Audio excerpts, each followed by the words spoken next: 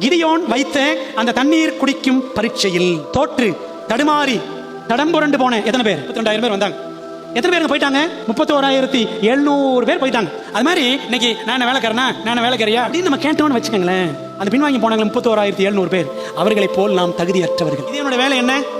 அவன் டெஸ்ட் வச்சு எத்தனை பேர் தெரிந்து கொள்ளணும்? 300 பேர். சர்ச்சில் 300 பேர் இருப்பாங்க. இதுல என்ன பண்ணணும்? ஒரு 30 பேர் தெரிந்தெடுக்கணும். நாமினேஷன் கமிட்டிக்கு பேரு குழு.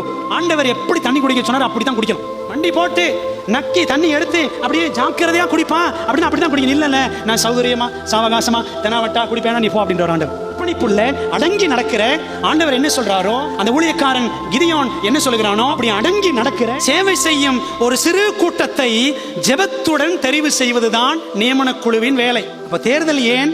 சபையினுடைய நலனுக்காக சேவை செய்யக்கூடிய மனப்பான்மை உடையவர்களை அந்த சின்ன கூட்டத்தை தேர்ந்தெடுக்கும்.